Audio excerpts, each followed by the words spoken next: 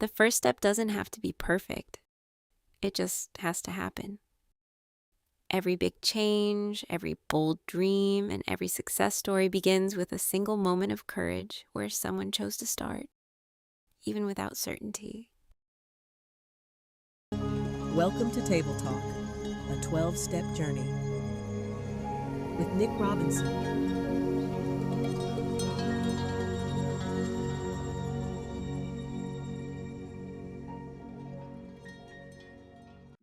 Welcome back to the conversation. We are here again having a little bit of table talk, talking about a 12-step journey. We're talking about recovery, what it means to be in recovery from our hurts, our habits, our hang-ups, from drugs and alcohol, from shopping too much, from losing control of our finances, from sex, from all kinds of different things.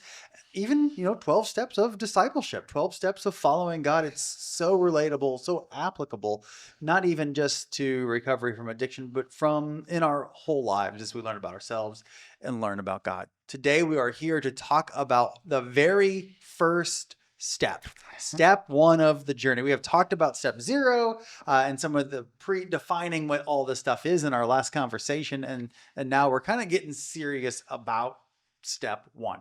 Okay, Rick, what is step one? Step one is came to believe that we were powerless over our addiction and that our lives have become unmanageable. We are powerless over our addiction and our lives have become unmanageable. So it's a two-step dance right here on step one. It is a two-step. It's, well, the came to believe that we were powerless over, and you can fill in that blank. Yeah. Mm-hmm. Because last time when we first... Depression, that could be anything, yeah. Yeah, you can take anything that we discussed from whatever the category is, whatever it is that is basically taken over your thought process, your behavior, your mindset, and has started to cause that tension that we talked about, that war inside. Mm-hmm. Whatever it is that has started to capture your feelings and created that spiral for you and make your life unmanageable. We came to believe that we were powerless. I'll explain that plurality here in just a minute. Has made our life unmanageable. Okay. One of our goals, so I want you to explain some of this in more detail, but I also want us to think about, as we go through these steps, what makes these steps difficult? Okay. Because this is hard work that people do. It is. It takes a long time. It takes a lot of intentionality. It's not always a straightforward path for people. It's things that maybe all of us would benefit, but few of us choose to actually do. And so let's first unpack what this step means, and then we'll unpack why it's difficult. So can you break down that we and some of those things for us? All right. The first thing is the we. Mm-hmm. Admitted that we were powerless. The first part is, for the longest time, we live in a culture, and I think it's part of human nature as well, is that I like to think I have it all together. Absolutely. All of us do. Yeah. And even if I don't have it all together, I'm not going to let you know that I don't. I sure don't want to admit that when I show up here on Sunday mornings or Wednesday nights or whenever, I walk through the front doors of this church here at Asbury and Nick Robinson says, "Hey, Rick, how are you?" The first thing, whether it's small talk or even if it's relatively genuine, and you say, "How are you doing?" I'm going to say, "I'm fine. I'm good. Everything's fine," because I don't want you to think that I don't have it all together. I want you to think that everything's okay. Mm-hmm. Or because it's a passing comment or there's other people within earshot of this conversation, I'm not going to tell you my deepest, darkest secrets at that particular, neither the time nor the place, or I don't want the gossip chain to start here at Asbury, and I don't want to have that vulnerable conversation, or it might just be too deep and too personal for me to go there. Yeah. You might have to instead record it on a podcast talking to me so the whole world can hear about it. Yes. Yeah. So I'm going to create this illusion. I'm going to put up a wall and wear the mask, and I'm just going to say, "Nick, I'm fine." Yeah. But in doing that, I've created yet another layer of insulation Yeah. and deeper isolation of myself. So, in doing that, this we becomes a program or a community a little bit more isolated. But once I get into the rooms of a 12-step meeting, I'm in a place that may include some other people who have been through what I've been Yeah. through. So I'm Because with another. Go ahead. millions, if not billions, of people have been through this same thing. And It so might even if not we're be not yeah. used to other people admitting it, even if we're not used to admitting it, other people have been there. Well, I show up in a 12-step meeting and, there could be 15, 20 people there. It might not be the exact same For sure. situation, but there is somebody who is also addicted to or also experiencing depression, Mhm. or they have hurt relationships. They've been through a divorce. They have overspent. They have a gambling problem. They have depression. They are overeaters. They are, an alcoholic. They are a drug addict. But they've shared my experience, so they know what I'm going through. When I walk through that door, I have something on my face or about my demeanor that says, "This is a cry for help." I am now admitting that I'm here for a Yeah. reason. And something in my life is out of control. You can't fix me, but you can relate to me and I need help. Yeah. My life has become unmanageable. And so that I has now become a we are here and we are in this together. And there's something freeing and healing about being in it together instead of being all alone. Just being open enough to say, rather than saying, I'm fine, I'm saying, we admit that we're powerless. Yeah. We need help. And our life is unmanageable. So there's a certain degree of vulnerability and honesty and humility that has to come together in that I can't fix this and I need help step. Yes, because at that point it's like a breath of fresh air to say, somebody throw me a life ring, please. Rescue me, please. And I think it's in life, there are so many, it doesn't matter who you are, but it's a universal experience that we try to hide the challenges that we're going through. And we always try to tackle things on our own before we ask for help. We always, you're just like awash in this culture of independence and pulling ourselves up by our bootstraps and being, the one ultimately responsible for our lives. And those things can be true at the same time that it also is important to be able to ask for help. I think it's sad that for some reason help has become a 4-letter word in our Yeah. culture. Well, guess what? No, we'll It bleep it does out. have 4 letters, but it's not it's nearly as negative as people Yeah. would like to think it is. So why do you think, in your experience or in your own life, or just in your wisdom, why is step one so hard? Pride. Pride. Pride and ego. And for some reason, there's this illusion that we're supposed to have it all together. Mhm. And it shows a sign of weakness. And I'm not sure at what point in time or where we created this myth that we're supposed to live in isolation. Because at the very beginning in creation, and it was stated, it is not good that man should live alone. I'm not talking about male genders. I'm talking about humans. Yeah, humans. Mhm. And it also, we are commanded to bear one another's burdens in love and so fulfill the law of Christ. We were created to be partners, Yeah. one with another. And I don't know where that got lost. I know it's something that we turn away from often, or even if we are in community, the community might be shallow. It might be built around a common activity rather than truly sharing our lives together. And every other species in creation has partners as well. Oh. And so I think in this process of acknowledging that we kind of come to the end of our rope and we can't fix ourselves on our own, in this process, that can feel negative. Right. Like maybe you're like beating down on ourselves. But one of the things you've taught me is that in each of these steps, there's also a promise that Right. goes with it.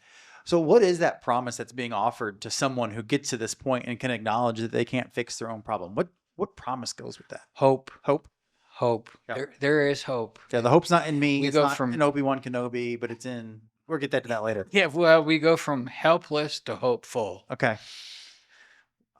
Okay, so what we're going to do next is we're going to bring out somebody who has made that journey from helpless to hopeful and talk about the challenges of step one. We might get a little bit into step two, Right. which will be our next full episode. But we're going to hear a little bit about Tanner's story. All right. Yeah, so I want to thank you guys for being in this conversation with us this far. We're going to take a short break as we bring Tanner to the table to tell us about his experience and recovery. Great. Yeah, thank you. All right.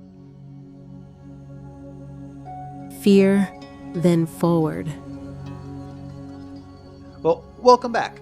We have brought Tanner in to share with us on his journey. But Tanner, before you tell us anything about your journey, I just want you to tell us, why did you say yes to being part of this conversation? I don't think this is an easy place to be, but you are here and you're smiling while you're here. Why did you say yes? You don't say no to AA. Oh, wow. Okay. You got to unpack that to me some more. Okay. I'm not in AA. So what does that mean to you? Well, my way is completely wrong. And even when I don't want to do something, they told me, the old timers, when I came in, that you don't say no to AA. You give it an opportunity. Someone asks you to do something, you say yes to AA. Rick's my AA buddy, you know, so I say yes. Wow. Okay. So that makes me think of church right away. And yes, saying yes to God. Like, you know, there's an opportunity at church. There's an opportunity to walk on your faith, and you say yes. You don't know where it's going, but it gives it a chance to keep working in your life. Amen. Okay, so step one. Tell us about your experience of step one. How did you get started on it? Woo! Yeah. Yeah. Man, I just was drinking and drugging, and you know, I overdosed. I overdosed in the cemetery here in Columbus. I went to rehab. I went to jail. I was tearing my parents' lives apart. You know, my dad would be up all hours of the night, babysitting his adult child. You know what I mean? And finally, my older brother, he got into AA, and I saw how well it worked for him. Okay, so you had that example going before you. 100%, man. Without him, I don't think it would have been there, because I wouldn't have. I wouldn't have had I don't know. My brother kind of got me into drugs a little bit. Kind of introduced me to the story about you were telling a little earlier, and then he kind of got me out too. Yeah. You know? Yeah. So the person who sets maybe the bad example could also be the person who sets the good example. Yeah. You know, our story about our lives is not just one thing. We can be more than one thing. Yeah. So if the step one is admitting that we are powerless, is that correct, Rick? Did I get that right? Yes, you did. So what did that feel like, to admit that you were powerless over the situation that you were in? Freeing, really. Oh, wow. Yeah, freeing. That finally, man, I can't handle this anymore. This. I was just going against the grain in my life for so long. Like, this is not the way that God intended, I don't think, for me to be. You know, He has all power. I am powerless. You know, if I think I have power over a situation, then I stop my relationship with the one who actually does have all true power. And I've had great sponsors. I got a great sponsor right now, and to me, yeah, step one is the most important. Because I cannot have the rest of the steps. Nothing else makes sense if I have all power. If I have power over a situation that I don't. And in fact, if something's going wrong in my life, then I actually have fallen out of step one. I think I have power over the situation. I need to get back to the basics and back to step one. Okay. Yeah. So is there in AA or in these 12 steps, is there a way that you're coached to hand over power? So I absolutely understand this desire to always claw power back and to always try to be in control. That's what life is so often. Is how would you, if you're coaching someone else to admit that they are powerless and to hand it over to a higher power, what's the wisdom there? How do you tell them to do that? I tell you what, man, my head starts really hurting, to be real with you. It just starts hurting, and I start making people upset, and things aren't really going very good, and the world kind of seems small. And whereas when I'm powerless and I have God in my life, man, anything could happen. The world is colorful, and there's not so much pressure and anxiety like we talked about.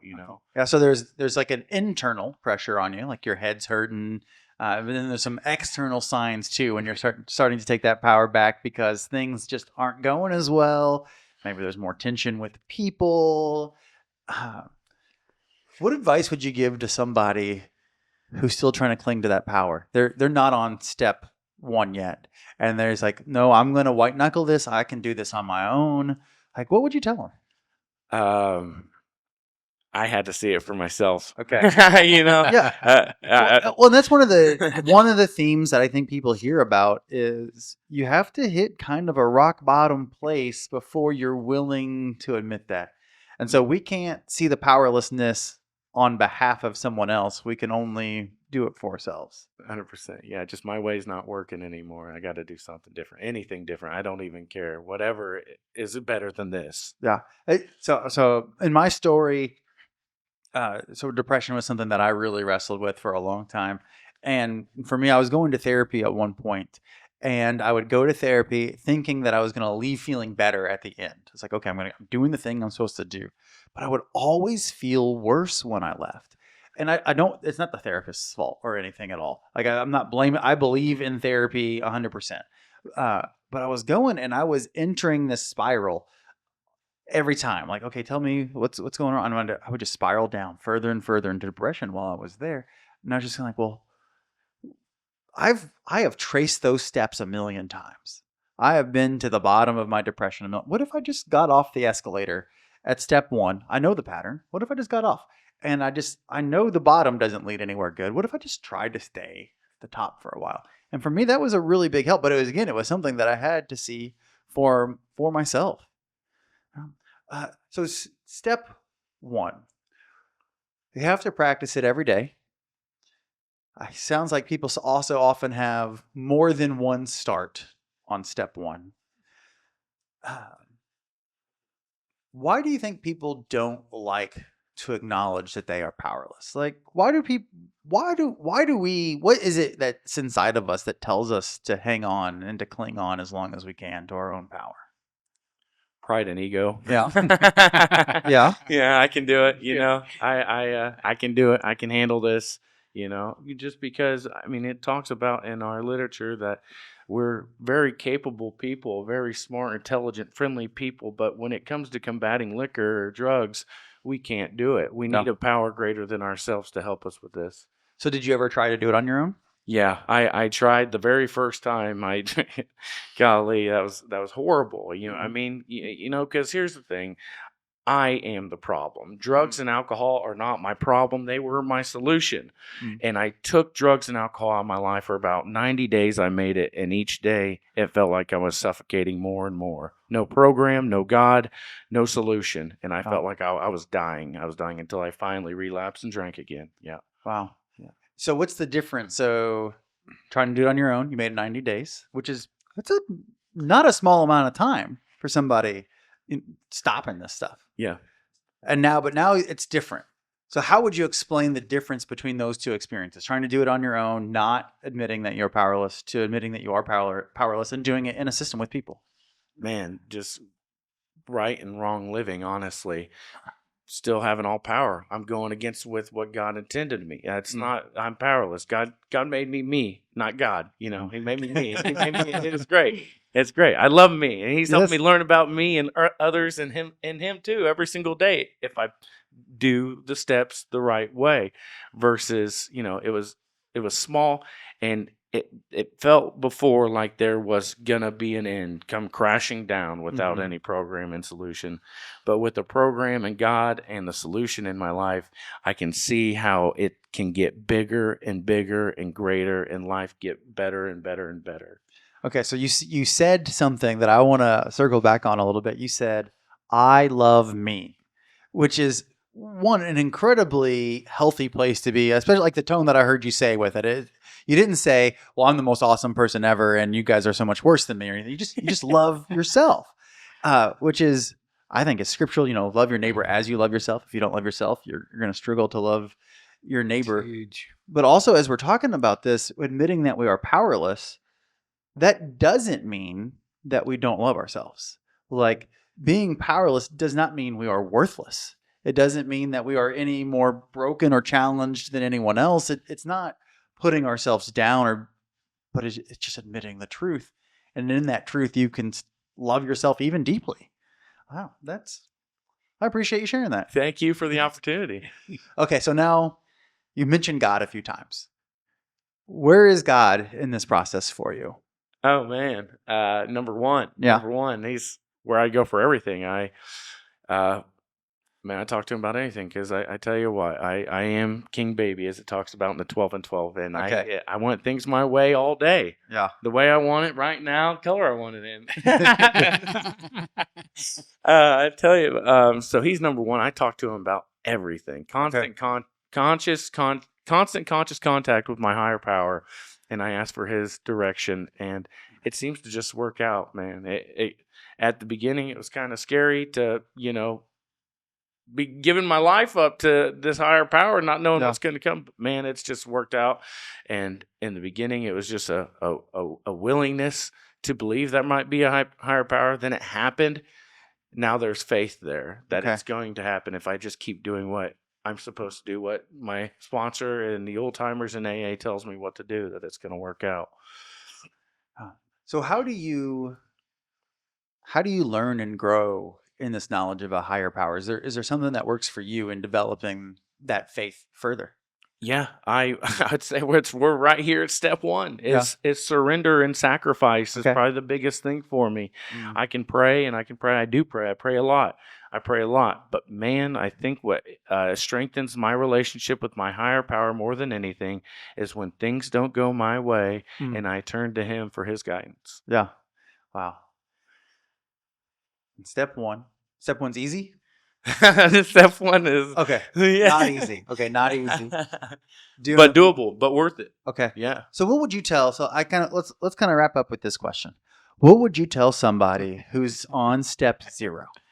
And I know you can't change them. I Yeah. know you can't help make them see it for themselves. Yeah. But say they're coming to you for advice. They see that you have been able to do some of this stuff. And they're looking for a word of wisdom, advice, encouragement. What do you say to someone who's on that precipice of maybe thinking about step 1? It's not going to be anything original or new. I'm going to tell them exactly the way the old timers told me, because that's just the way that it told me. Is it's going to get worse and worse and worse every time you go back out, and you're going to give everything away every time you go back out. So, and it's only going to get worse and worse. But Yeah. you come back in here and you ask for help and be a part of us, then you can be what God intended you to be. No. So it's a path that diverges in the woods. One leads you back to giving your life away, your stuff away, more and more and more every time, faster and faster every time. It doesn't get easier; it just gets worse. Or you can follow a path that promises not easy, but better. Amen. Wow. Right. Well, Tanner, thank you. You are on your way to work today, and you have taken time out of that to be here with us, to be part of this conversation. And it's an honor and a joy to be able to talk to you about this. Thank you so much for joining us. Thank you, Pastor Nick. Yeah, we're gonna wrap up again. We're gonna come back in a moment and just wrap up our thoughts on step 1. All right. Yeah, thank you, guys. My journey, my pace, my truth. Welcome back as we wrap up step 1. Rick, I heard Tanner saying some things about life, about how he knew when his life became unmanageable. He mentioned things like jail. He mentioned things like overdose. He mentioned being babysat by his dad. When we set a bar and things become normalized, Yeah. like the ones that you just mentioned, some of those would send off red lights and you go, jail, overdose, your parent babysitting you, so to speak, would be glaringly obvious. To the average, if there is such a thing, person, I'll speak for myself. I tend to compartmentalize. I'll take my business life, my home life, my what I do at the gym life, my social life with my friends. the places where I have community or relationships with people, and I compartmentalize them, and it's what I let people see. Then I have my bank account and my management of things, and I compartmentalize all of those in what I say controllable segments of what seems to be socially, or in my case, Rick's acceptable norms of operation. And so long as they seem to be okay, they're functional, and there's no glaring red lights crisis mode in them, they're manageable, so to speak. If one of them gets kind of out of tilt, I'm still cool. Okay. My world's okay. On this side, it's like, it's okay. And one over here is maybe a little out of kilter, and that's okay. But so there's 6 of them. When 4 of them are starting to boil, then it gets a little wacky, and Rick gets a little nutty. When all 6 of them are on full boil, Rick is real nutty. Yeah, you got My life is unmanageable. Yeah. And so Tanner, as a good friend of mine, he's watching me. Yeah. He knows my pants are on fire. Okay. You have external checks too. It's not just on your own. I have enough Tanners in my life to know when, for lack of, excuse my French, Pastor, when all hell's breaking loose in Rick's life, there's enough good friends that know that my pants are on fire. And they'll even tell me, hey, Rick, your pants are on fire. You need to put it out. And I'll still be, when I'm in out of control mode, I'll still say, no, they're not. I'm fine. Just like in the church lobby. I'm fine. I'm okay. But when it's gotten all the way up to where my belt is starting to hinge, I'm out of control and my life has become unmanageable. At that point, I'm in denial. And it's gotten bad. I'm real close to a relapse at that point. But because I'm surrounded by such a great cloud of witnesses, and I've entrusted my life to these guys, they're accountability partners, they're sponsors. They care about me because we have agreed and we have admitted that we're powerless over this thing and our lives have become unmanageable. We are doing this together now. We have admitted we are powerless over this addiction, and they are with me, and my life is unmanageable. I have given them permission to be in my life with me. Yeah. I would guess that one of the skills that develops over time is you become quicker to realize and name when something is unmanageable. So often people don't start these steps until they're kind of at a rock bottom and life is so completely unmanageable. And in the process, to maintain your sobriety, you want to notice the small amounts of unmanageable and respond to them appropriately so you don't end up back at rock bottom. That's part of the powerlessness. Yeah. You hit rock bottom, you realize you're powerless, and with that powerlessness comes that willingness to be I'm helpless. Yeah. And with that comes there's hope. Yeah.